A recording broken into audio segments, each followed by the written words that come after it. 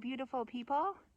I'm Grandiflora today, and I thought this is a good, beautiful snow day to talk about my stumbling on words, because you might think, why don't I redo these videos so I don't have the stumbles? Well, there's no point because I'll just stumble again. So anyway, it's such a nice day. I'm having my cup of tea out here, eating some seaweed, daikon radishes. So what else? So I am a little verbally challenged, and I don't get disability for it. I really don't want disability for it, but I thought I'd share this challenge with you, with some words that have been hard for me, and really pronunciation is really just an opinion anyway. Like today I'm pronouncing my name Grandiflora, and tomorrow I might pronounce it Hildegardosia or something like that. Here's a word. Library. I grew up saying library probably until I was 30, and then somebody said it's library. Helicopter. That's how I pronounced it most of my life and I always wondered why people smiled at me when I said that word, but it's helicopter. For these words I have to stop and think every time I say it. Helicopter. It doesn't come out as smoothly as helicopter. Helicopter is way faster to say, so we should probably change it. Oh my goodness. I'm not the only one with a problem with this word. Aluminum. That's how I said it. Aluminum. Comes out really nicely like that, but it's wrong, apparently. Aluminum. But just follow the British and say aluminium. That's a beautiful word, aluminium. It's in the sky all the time. Valedictorian. That's how I said it. It's such a strange word, but I didn't use it a lot anyway. But it's valedictorian, and I'm probably still saying that wrong. Sherbert. It's got to have an R at the end. I think this is actually just misspelled in the dictionary, but other people I'm hearing them say sherbet, but sherbert sounds right to me. This is not a mispronouncing, but maybe a misuse of the word. Unthaw. I grew up saying unthaw instead of thaw. I don't know if that's a Minnesota thing or if that's just a family stupid thing. So every time we took something out of the freezer, we thought we were unthawing it, which actually means to freeze it. And when I moved to another state, they're like, why are you saying unthaw? Does that mean you're freezing it? I'm still not sure about this, but when I moved to another state, I got laughed at every time I said rough. There's something on the roof, and they thought I was barking like a dog. And roof, I don't know, but it's one of those words. Hot dish. That's a great Minnesota word. Now, it doesn't mean sexy young lady, but when I moved to another state, that was something, I thought everybody used this word, hot dish. And they're like, oh, you're bringing over a sexy young lady? No, I'm going to make you some supper. And they're like, oh, a hot dish? Oh, that's kind of boring. I'm like, well, what do you call it? Casserole.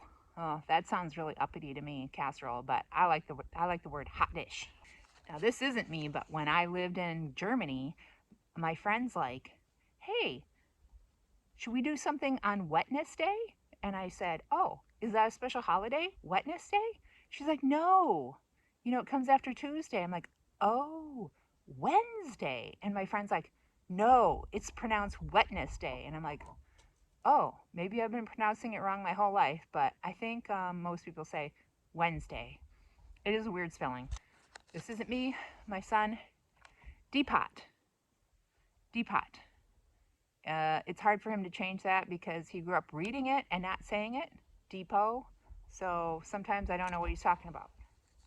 And then, also with my son, he wrote a paper on KZR. And I'm like, oh, I've never heard of KZR.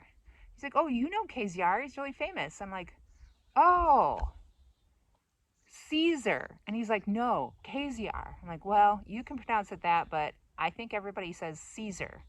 And then there's, well, you could say Horncestshire or Worcestershire But you know, this crazy sauce that we put on things and in food is, you know what? The way you're supposed to pronounce it is put an emphasis on the whoosh. And I like that sound when you go Worcestershire, Worcestershire. It's you know, it's one of those great English words um, that everybody kind of stumbles with, but don't give up your Worcester sauce. Now it's just fun to pronounce this wrong on purpose, which would be jalapeno.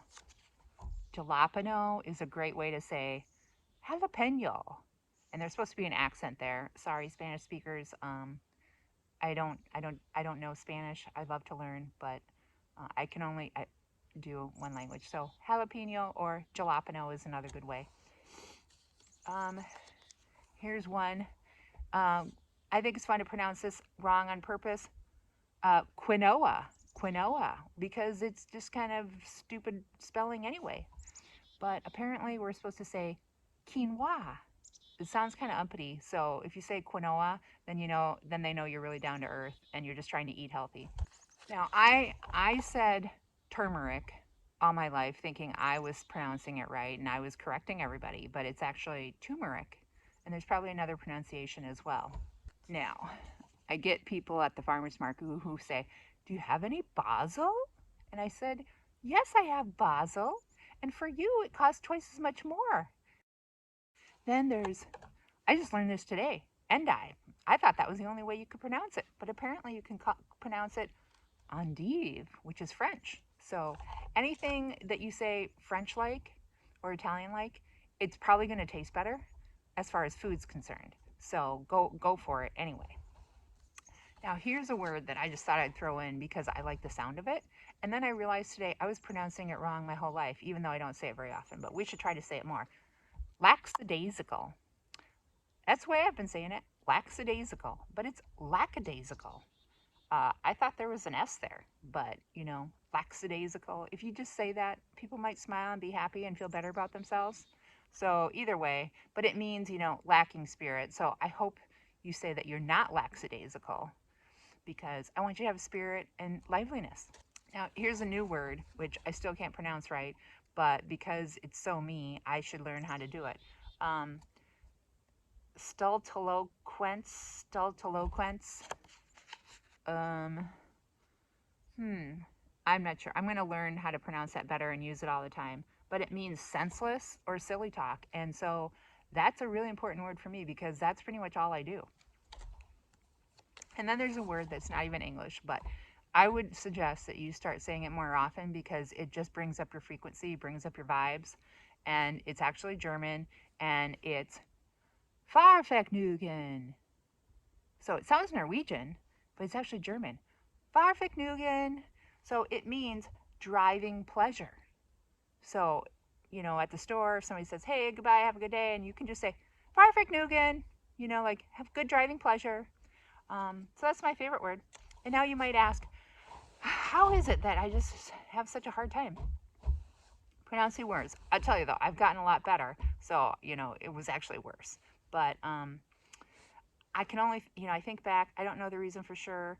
You know, I grew up, I think my mom is not, you know, a native speaker. So that plays a part of it. That could be, but um, not all kids with a native or non-native speaking mother or father have these kinds of problems, you know. Or she, you know, my parents were really busy. They're really busy fighting. They're really busy chopping wood and milking cows and trying to not get killed by the other person.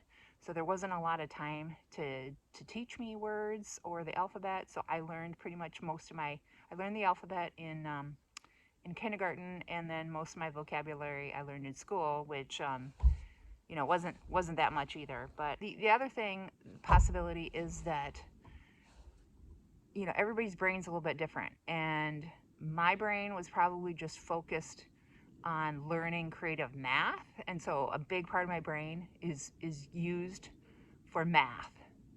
And you can see I just have amazing capacity for creative math.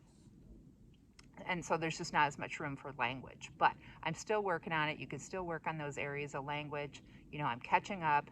Maybe in 7.5 years, I'll be maybe I'll be at the 40th percentile, but either way, it's still an opinion. For the most part, people can understand me. I can order food at a restaurant.